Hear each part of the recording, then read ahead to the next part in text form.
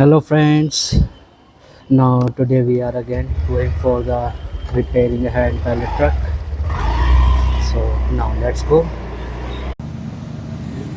So here is the hand pallet truck for repair. I show you. This is the hand pallet truck for repair. When the issue is oil leaking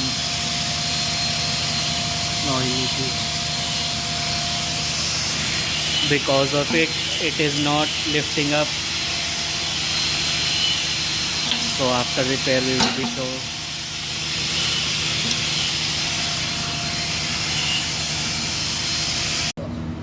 After repair, the pallet truck is ready for work, and the issue of this pallet truck was oil leaking. Now the oil leaking has been stopped, and these are the seals which have been changed of this pallet truck.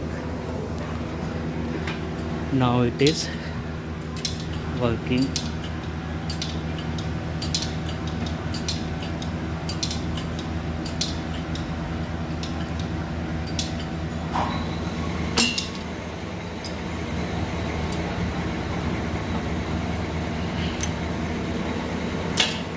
Now it is ready for work.